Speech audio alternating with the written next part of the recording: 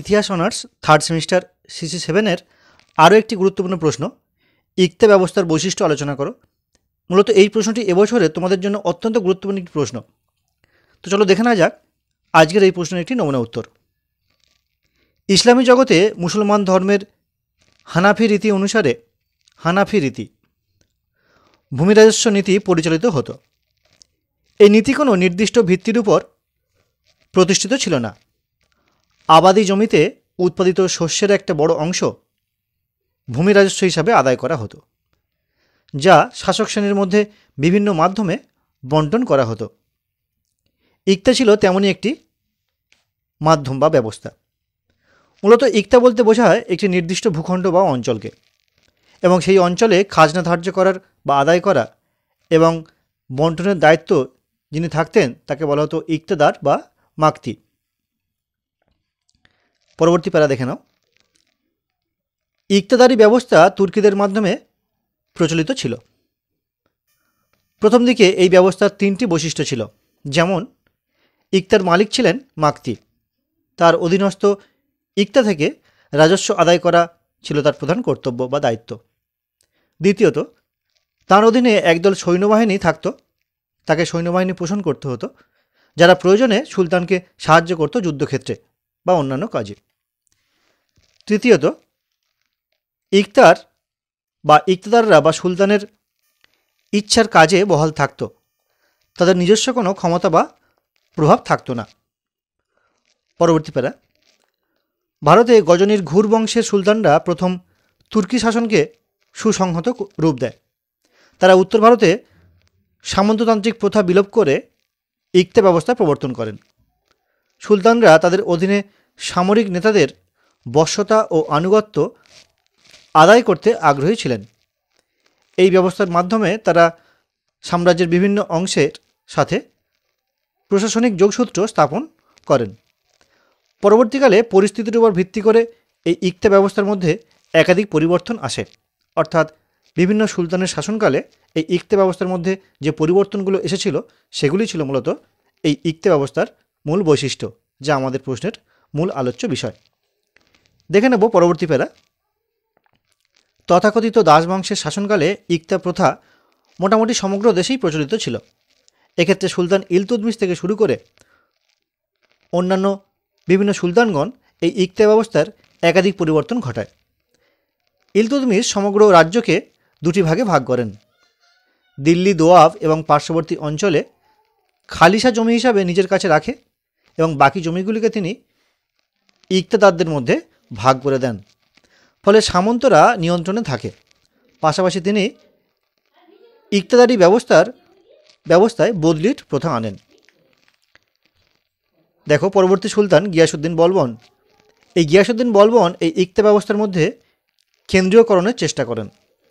বারনী বলেছেন যে বলবন ইক্তাদারদের অতিরিক্ত অর্থ রাজকোষে জমা দেওয়ার নির্দেশ দিয়েছিলেন, যাকে বলা হতো ফাজিল। এ সময় পর্যন্ত ইক্তাদারি ব্যবস্থা বংশানুক্রমিক ছিল না। ইক্তাদাররা নির্দিষ্ট সংখ্যক সৈন্য রাখতে পারতেন। তিনি ইক্তাদারদের উপর নজর রাখার জন্য খোয়াজ নামক কর্মচারী নিয়োগ করেন এবং গুপ্তচর নিয়োগ করেন, যাতে ইক্তাদাররা এবং খোয়াজরা ঐক্যবদ্ধভাবে কাজ করতে পারেন। দেখে নেব পরবর্তী প্যারা। আলাউদ্দিন এই ব্যবস্থায় ব্যাপক পরিবর্তন আনেন।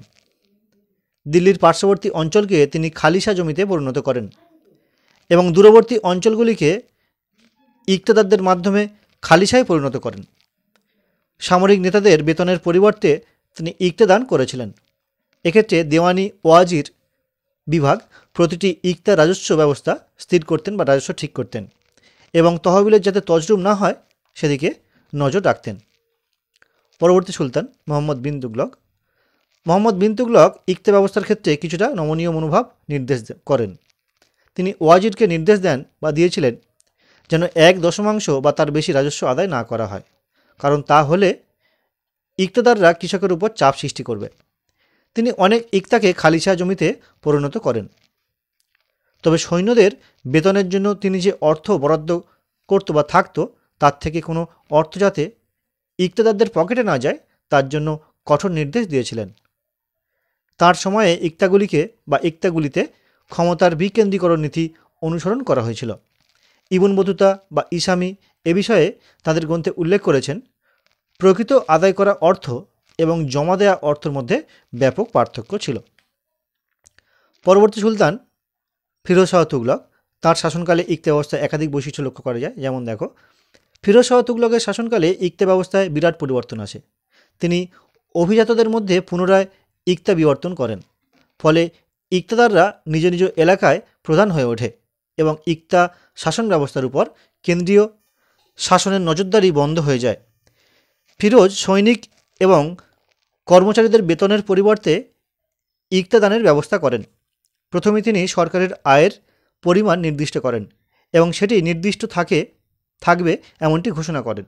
ফলে ইক্তাদারদের দেওয়া অর্থের পরিমাণ নির্দিষ্ট হয়ে যায়। তিনি অভিজাতদের ব্যক্তিগত বেতন বৃদ্ধি করেন। ফলে সুলতানের নিজস্ব জমির পরিমাণ কমে যায়। ইক্তাদারি পদটিকে তিনি বংশানুক্রমিক করেন, অর্থাৎ যে ইক্তাদার বা মাকতি যে জমিটা ভোগ করত তার পরবর্তী বংশের ছেলেরা বা পরবর্তী প্রজন্ম সেটাই ভোগ করবে। সৈন্যরা তাদের দেওয়া ইক্তাকে অন্যের কাছে বিক্রি করতে পারত। বদলি ব্যবস্থা প্রায় তুলে দিয়েছেন বললে চলে এবং বংশগত অধিকার নীতি সেনাবাহিনীতেও প্রয়োগ করেছিলেন। তার এই ব্যবস্থার ফলে কেন্দ্রীয় শাসন বেশ কিছুটা দুর্বল হয়ে পড়েছিল। তার পরবর্তী লোদিদের শাসনকালে এই ইক্তা নামটি অবলুপ্তি ঘটে, তার পরিবর্তে আসে সরকার বা পরগনা। আমরা এবার দেখে নেব এই প্রশ্নের শেষ প্যারা, উপসংহার বা মূল্যায়ন। তবে এক্ষেত্রে বলি, তোমাদের এই সেমিস্টারের যে মোট মেন 3টি পেপার রয়েছে, সিসি 5, সিসি 6 এবং 7, এই 3টি সাজেশান 10 এবং 5 উভয়ই আমি করে দিয়েছি এবং সেই সাজেশানে উল্লেখিত যে প্রশ্নগুলি রয়েছে ম্যাক্সিমাম আমি আপলোড করে দিয়েছি, তোমরা দেখে নিতে পারো। তার লিঙ্ক দেওয়া রইল ডেসক্রিপশন বক্সে। সঙ্গে একটি এসএসসি পেপার রয়েছে, তারও সাজেশান এবং তার প্রশ্নগুলির উত্তরগুলি আমি আপলোড করে দিয়েছি, তোমরা দেখে নিতে পারো। আর আজকের এই ভিডিওটি কেমন লাগলো অবশ্যই কিন্তু তোমরা কমেন্ট করে জানিও।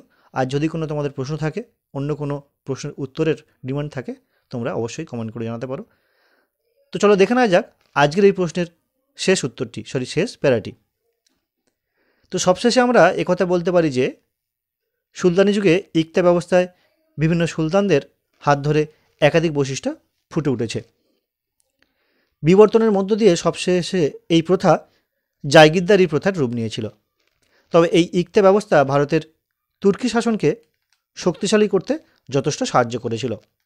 পরবর্তীকালে এই ইক্তা শাসক গোষ্ঠীরা শহর অঞ্চলে বসবাসের মাধ্যমে গ্রামাঞ্চলের কৃষকদের উপর নিয়ন্ত্রণ প্রতিষ্ঠা করতে থাকে।